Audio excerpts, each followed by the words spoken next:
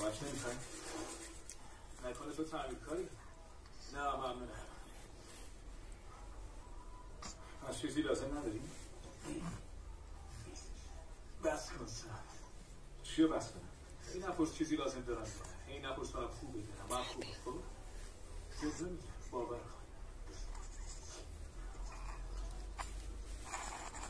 این آخه الان یه هفته از کنه بابی این دفعه یه بارم حرف چونه گروه گیرم گروه میخوام سرام بذارم روش شاید گریه کنیم شاید هم یه رسته آرامه تو نتره رئیس بازی کنیم بابا مرفه کل تست دست رفته و کاملا مشخصه اون نقریبا پشت همه این است اون وقتی چجوری رفتار میکنی انگار اتفاقی نشده یه چیزی بگوزین باشه لعنتی هرچی عصبانی نیستی دلت نمیخواد انتقام بگیری ولی تنها کاری که میکنی اینه که تمام روز زیر ماشین کوفتی خودتو قایم میکنی آره بد نیست اصلا هیچ ردی از اون نقریبا داری اصلا تحقیقات بابا چیزی دستگیرش من که چیزی نمیدونم وقتی بالاخره پیداش کنیم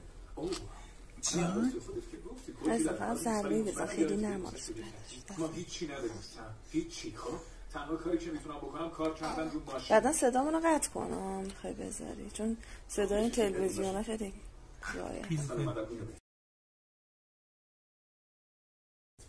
این یکی از گوشی‌های قدیمی بخواست یکم وقت گرفت ولی رمز صندوق صوتیش رو فهمیدم به این گوش کن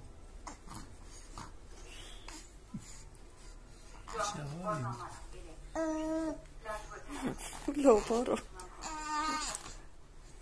این پیغام مالی 4 ماهیش بابا پیغام این زن رو 4 ماه نگه داشته بود الان چی؟